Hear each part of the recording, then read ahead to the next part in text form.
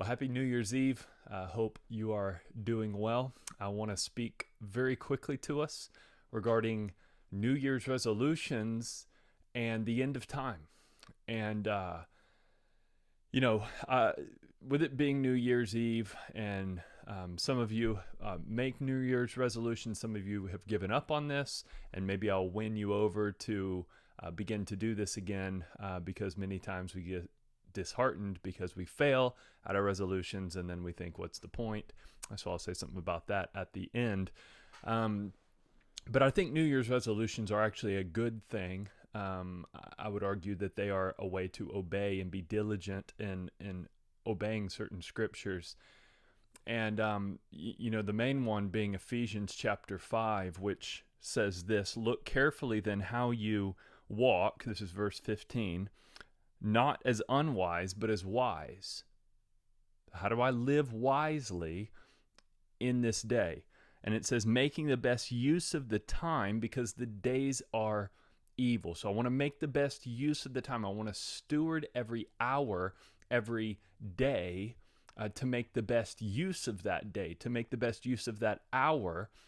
I want to be wise in that way. Why? Because the days are evil. That's what the passage says. Now, many people focus on that first part. Let's steward our time well. Let's be diligent. Let's be proactive in all these things. But they forget the context in which this verse is given. It's saying we need to be wise. We need to steward our time really well because the days are evil. They're evil days. This age is an evil age. And that's what's often overlooked. This isn't the good days. This isn't the glory days. This is the evil days. You know, Paul repeatedly says in the New Testament, this age and the age to come. This age being the one we live in now, in between Christ's first coming and his second coming. This age and the age to come is in between his second coming and future eternal glory, the new heavens and the new earth. And we aren't in that age yet. That is the glory age. That is the good days. We live in the evil days. And we're to make the best use of the time because the days are evil. You know, Jesus said it like this in Luke 21. Now when these things begin to take place, straighten up, raise your heads, because your redemption is drawing near. But stay awake at all times. There it is. Stay awake at all times, praying that you would have strength to escape all these things that are going to take place and stand before the Son of Man. So we need to have that aim that I need to think beyond 2022. I mean, maybe some of us will be standing before the Lord before the end of 2022. Likely most of us won't. But that is the goal. All this is ultimately leading up to standing before the Son of Man. You know, don't be too short-sighted in your resolutions. Remember what the ultimate aim is. It isn't just to have a good 2022. It is to stand before the Son of Man. And so, but it says stay awake. It says don't be caught off guard. Don't be sleepy and apathetic in your spiritual or Christian life, because you will stand before the Son of Man. Therefore, make the best use of the time. So think about, how can I love my wife better this year? Or my husband? How can I be a better spouse and honor the Lord in that? How can I be a more diligent parent, faithful to train up my children in the ways of the Lord? What do I need to do to improve practically? To be a better employee? To serve my employer better? What do I need to do? To serve the church better. I want to bear people's burdens. I want to meet more needs. I want to care for more people. I want to be more diligent to be at worship and in the worship gatherings and at City Group. And I want to shoulder responsibility for the church. What do I need to practically do to make those improvements? All of that is good and necessary and important in making the best use of the time. And Jonathan Edwards, I can't bring up the idea of resolutions without talking about Edwards and his 70 resolutions that he made. I'll just read his first. He said, resolve to do whatever I think to be most to the glory of God.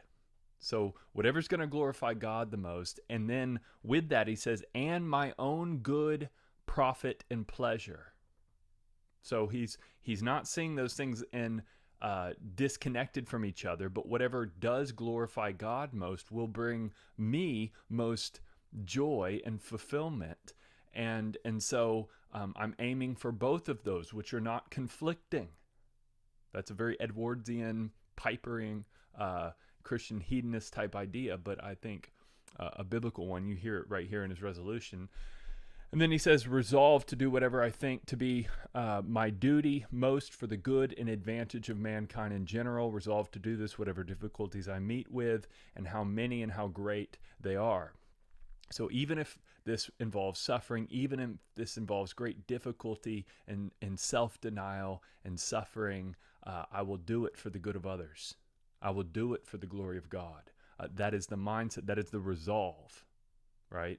And so Edwards on these 70 resolutions, it's worth reading. I'll post, I'll put the link in the comment section. But the thing to remember, I'll just say this lastly, and I'll just end this. For those of you who are kind of done with resolutions, and you're thinking, I've tried resolutions, I just fail.